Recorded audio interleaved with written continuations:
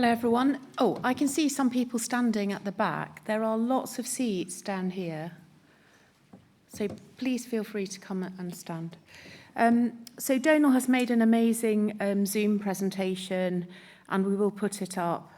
And I am just going to show you some slides that I made for a patient meeting in Zagreb, but it does talk about trials in the UK. It's a huge honour for me to be here today. I did think I'd written a programme without having to speak on it.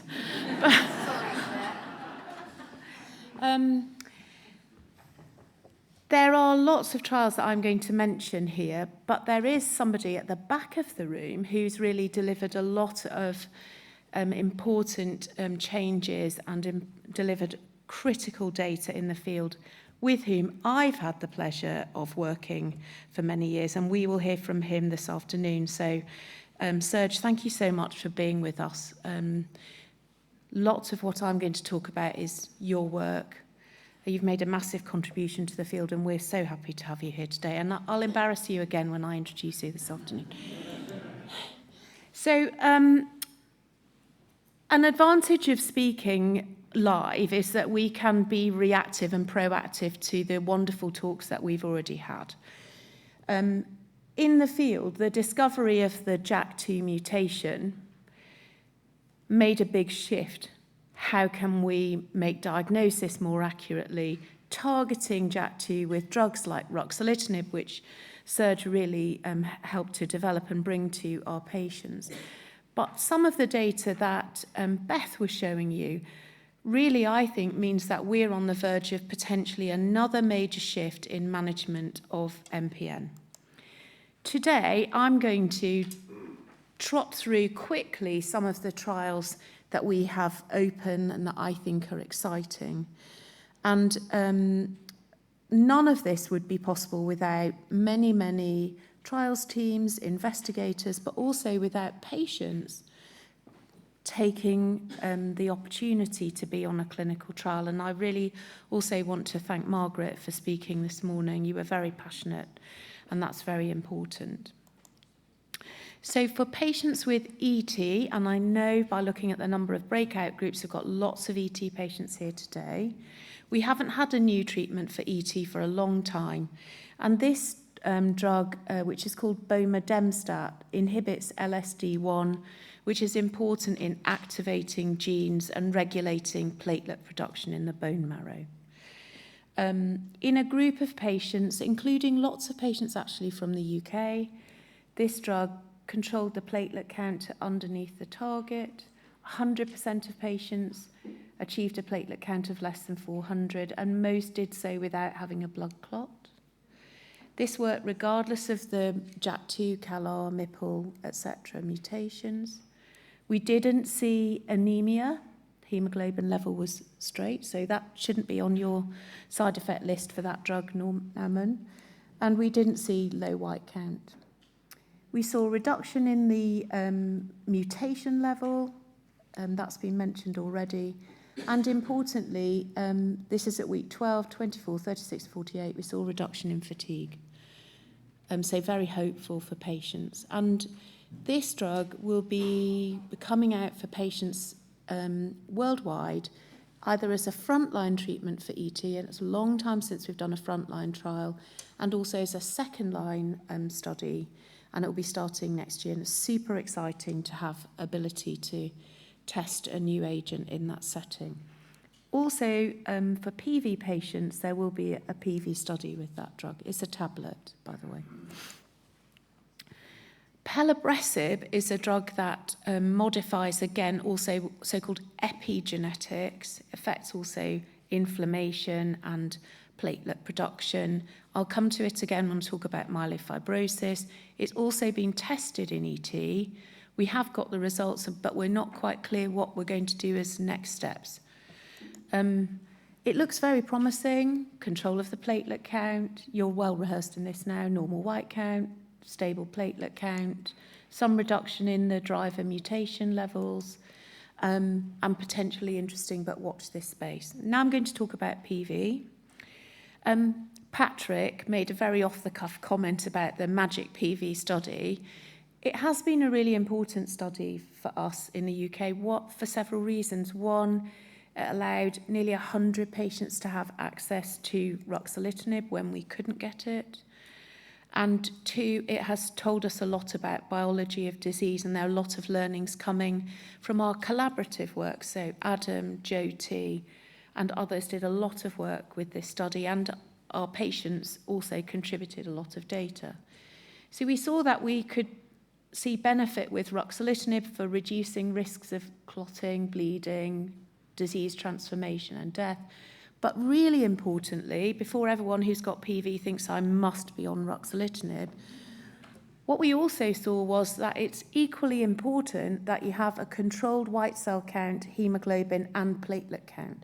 And that has never been shown before, and that's like basic ABC of managing the disease. It's always been debated medically. So that's what this means. So these patients had control of their white count, hemoglobin and platelets, and they also had a better event-free survival. Okay. You've seen this data already. This is about changing the stem cells and molecular responses. So I'm going to skip over that. That's an advantage of being live. And you've also seen this data with reduction of JAK allele burden. We don't quite know how to integrate that, because remember how powerful controlling the white count and the platelet count was. So we need to look back and do more analysis and ask the question, which one trumps which? Or are you even better off if you have a 50% reduction in the amount of JAK2 and control of the blood counts? Please bear with us. We will have a look and do our best. And a big shout out for this trial and for many of the other trials that I'm going to show you today to the Birmingham Trials Unit. Sonia Fox, who started with me 12 years ago setting up the MAGIC study, is here today, and she wants to do some patient engagement as part of the unit. So do feel free to catch her. Sonia, if you're in the room, can you wave? Right over there in the corner. So if anybody wants to talk about Birmingham Trials, etc.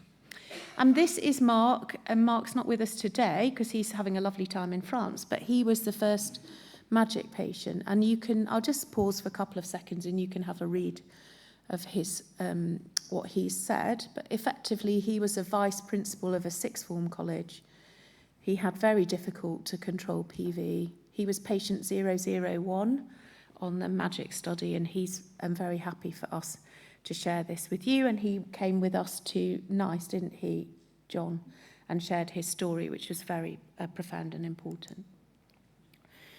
So what we want to do now is we want to ask the question, is ruxolitinib, we know that it can modify the disease when we treat patients who are resistant or not tolerating because of leg ulcers, their first-line therapy. Should we bring this drug earlier in the disease? So this is a study called Mithridate.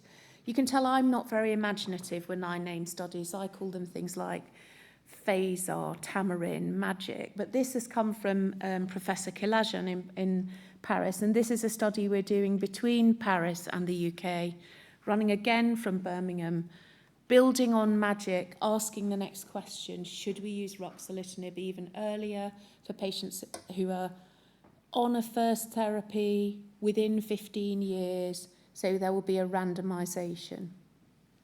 And we'll be asking again these questions about allele burden. Also in PV, we're looking at a way to control iron.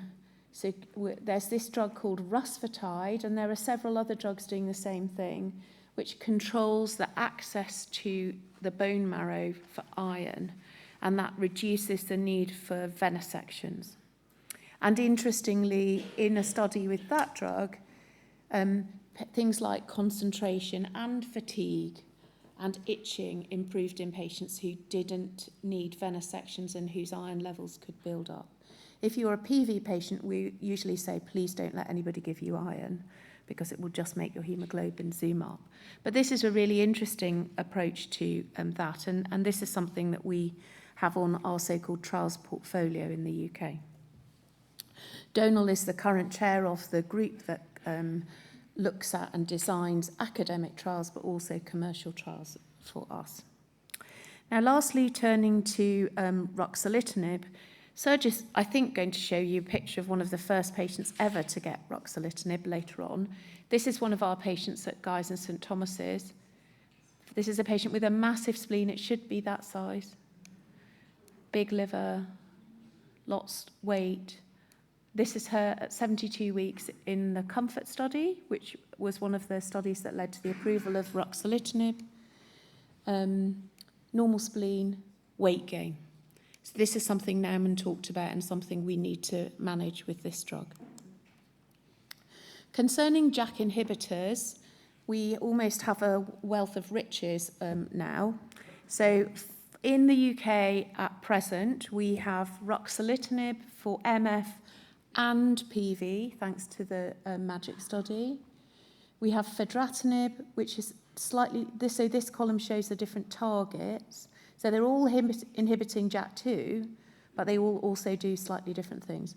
This is fedratinib, which is available as a second-line drug. Serge is going to talk a bit about that. We also now have momelotinib, which was approved by the FDA in September and is progressing towards approval in Europe and hopefully in the UK soon. This drug does spleen symptoms and anemia, and we can get compassionate access. We've around 40 patients at Guy's currently taking that drug. Pacritinib is being developed for patients with low platelets.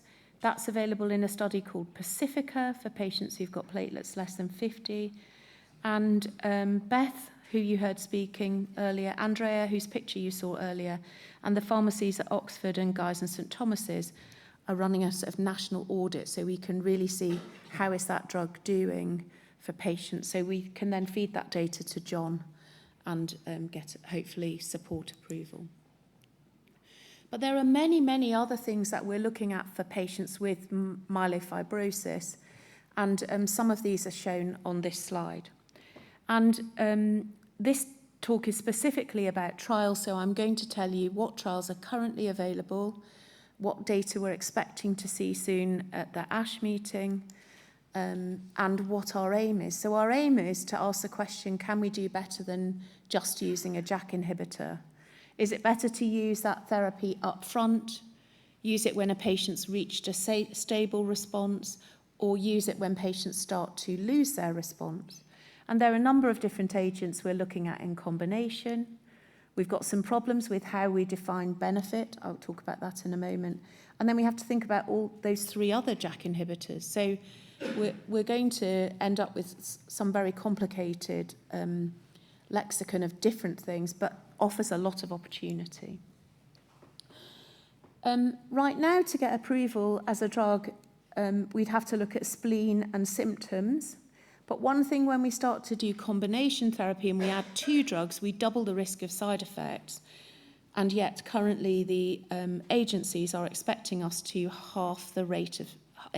double the rate of symptom benefits for patients. So we need to do some lobbying, and some of us are doing lobbying, and we may come to you to ask you what you think.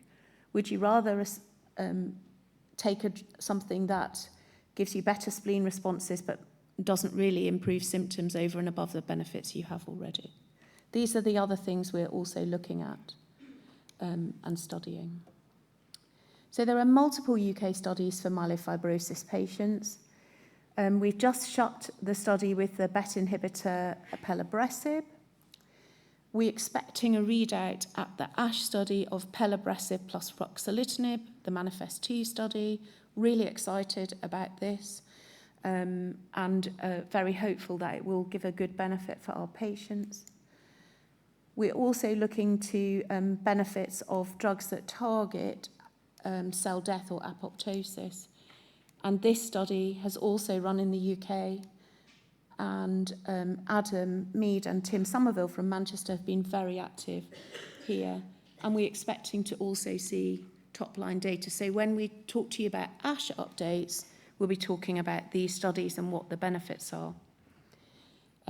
This study has already shown some data showing much, much better spleen responses, but no improvement in symptom benefit, and it's likely to be holding up the development of that drug. With navitoclax, we have a second-line study open. Navitoclax is a tablet. This is the so-called Transform 2 study, which built on some work done by myself and Naveen Pemaraju from the MD Anderson.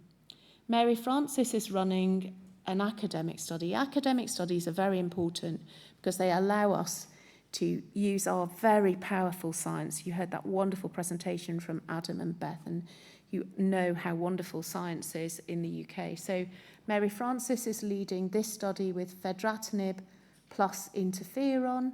Again, it's led by the wonderful trials team at Birmingham and supported by Cure Leukemia and Cancer Research UK.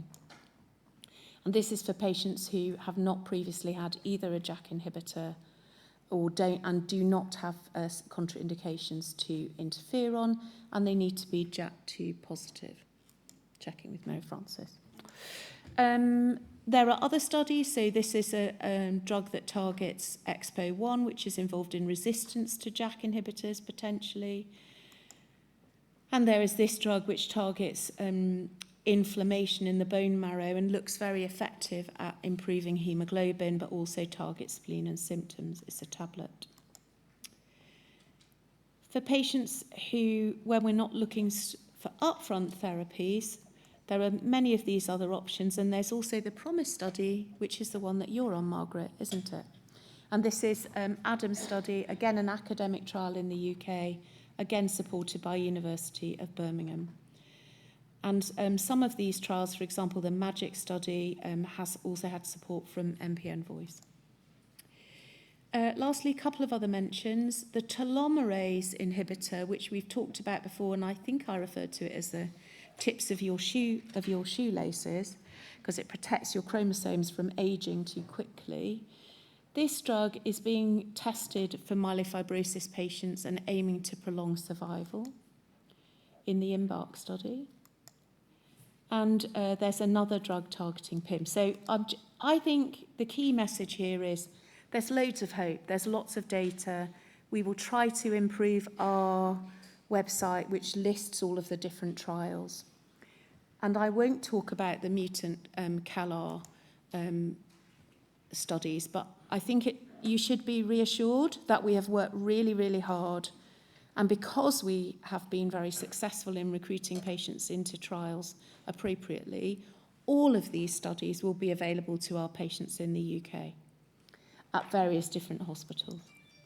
So I'll end there, and please do watch Donal's talk. It's a little bit more detailed than this.